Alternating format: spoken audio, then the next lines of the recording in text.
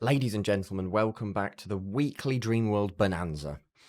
Nothing unusual happening outside of the patch notes this week. They've actually stayed incredibly quiet. But, of course, we still have the patch notes, which, for all intents and purposes, is comedy in and of itself. So, we start off with a strong update this week. A new, beautiful wild awaits. I'll tell you what that means. They have laid down some logs and they have recolored some trees. So yeah, last week Unreal Engine had a new low poly pack of trees for free. And of course, these look better, only slightly, but better than their last pack that they used. So they just swapped it out for yet another asset pack with a few logs lying down on the ground. Like, I'm talking, again, minimum effort, maybe at the peak of absolute incompetence, 30 minutes. At absolute tops, 30 minutes. They swapped out 6 different tree meshes and laid logs on the floor, 30 minutes. Lighting/shadow improvements. Now, this one's interesting. Because, again, you can't improve something that wasn't there. There were no shadows. At all. None. They've checked the box, guys. Guys, it has taken months. Like, we're talking literal months of criticism. And they finally took the step. They clicked on the light source. And, guys, they did it. They checked the box. They checked the cast shadows box. This is a monumental achievement, one that should not go overlooked. This is absolutely groundbreaking in terms of Dreamworld. This is something we thought was impossible. There was no way that they could do this. They have checked too many checkboxes in the last few months for them to be able to push out another checkbox. But they did it, guys. They did. Oh, and here we go. Choose your pet. Over 50 total. Do you know why there are over 50 total pets? Well, it might be due to the asset packs that they've purchased. Cute mushrooms for £17.34. Retriever dog for £8.66. Cat mermaid for £10.40. Monsters fire pack for £26. And then tiny dragons for £21.68. At this point, it is actually laughable. Because do you know how much people paid to get pets? And I'm going to show you all the pets that are available here. Thanks to Lux on my Discord for compiling this whole list for me. Do you know how much people had to pay to get 10 of these pets? They paid $1,999 to get 10 of these pets.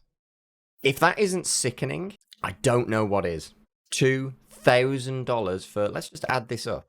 Okay.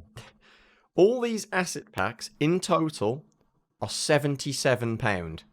77. One person backing at the highest tier has paid for this 10-fold, 20-fold, 30-fold. It's disgusting because they are once again drag and drop, plug and play assets. They've done nothing. In fact, I've just noticed this isn't even spelt correctly on the next part. If you backed for a pets on Kickstarter, pet tickets are in the mail. Right-click the mailbox, take the tickets to pet pickup, and grab your new best friend. Oh. Once again, all these pets do look fantastic, but not together. These are not made to be in the same world, because they're not the same. The art style is so different, they've just jammed everything together once again and hope that it works. And then, of course, the usual fluff in the update. Lots of bug fixes. Again, nobody has a clue what any of these bug fixes are, because as far as we're aware, there are so many bugs that it would actually be hard to pinpoint without them telling us what bugs they've fixed. So this has been a pretty lackluster update this week. I think we can all agree. Just pets was already a thing. They've now just added more asset packs to the pets. They've ticked a checkbox for the shadows, and they swapped out some free meshes from before to meshes that they got free last week. Adding the pets in, I will say this, if they have to go through and methodically one by one add the pets and do it in a stupid way, which I just judging how the pet inventory works and how shoddily put together it is, I'm going to say they're going to have to do this one by one, and they can't do it as a mass thing. So let's say for these 50 pets total that they've done, I'll be generous. Like I'll let them have a milk and cookie break somewhere through there. Let's say it took 3 hours for them to just import and link the references to all these pets. We'll say 3 hours. That's being super generous once again. This update is absolute maximum 5 hours. Absolute maximum. And that's allowing room for doing things slightly wrong and then correcting it. At this point, it's like dragging a child kicking and screaming down a supermarket aisle.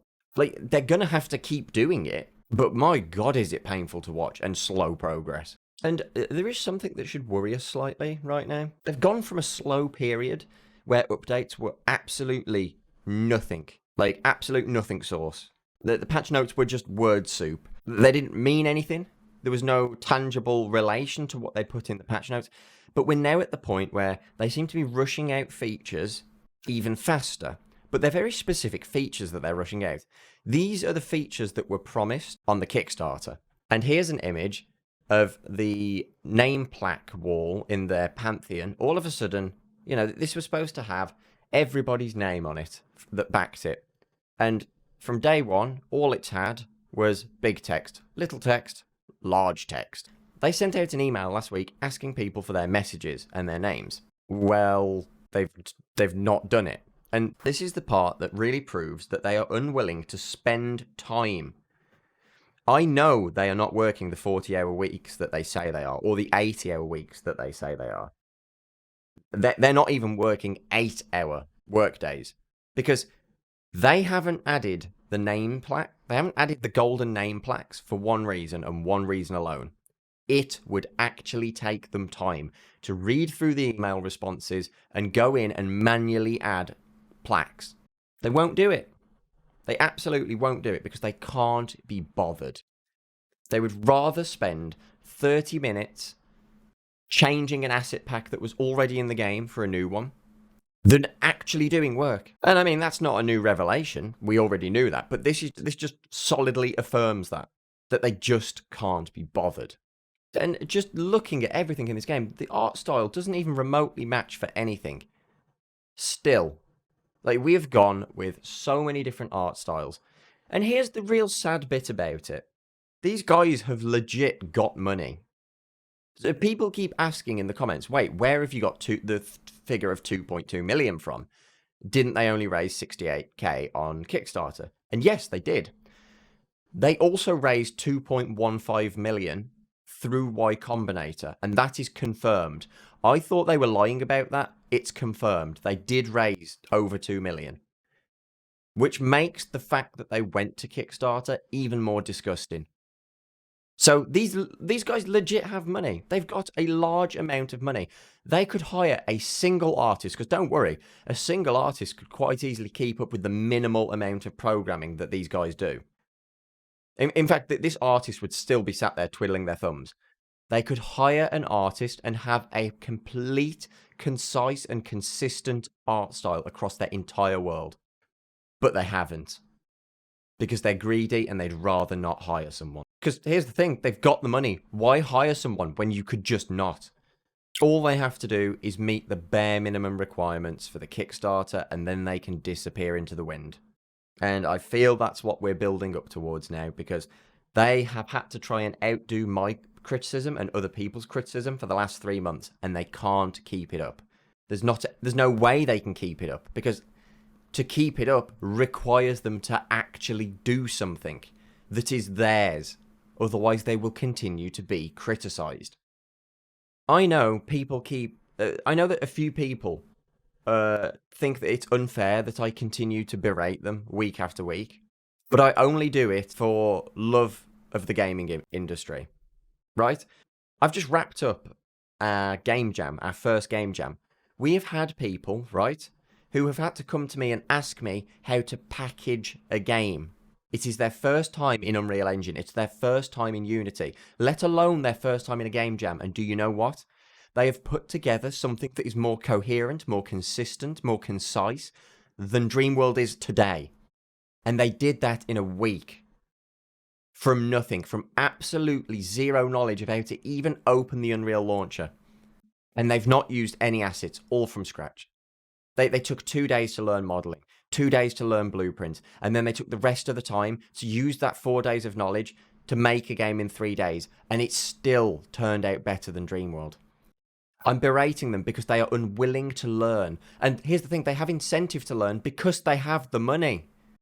This game has got so many 4K texture asset packs that it is going to be the biggest bloatware about a month down the line. In fact, it already is. Sorry, this game is 9.8 gigabytes as of my last time checking this. Yes, 9.8 gigabytes. And for all intents and purposes, there is nothing there. There is no tangible game. Ladies and gents, thank you so much for watching. Again, a massive thank you to our patrons as always.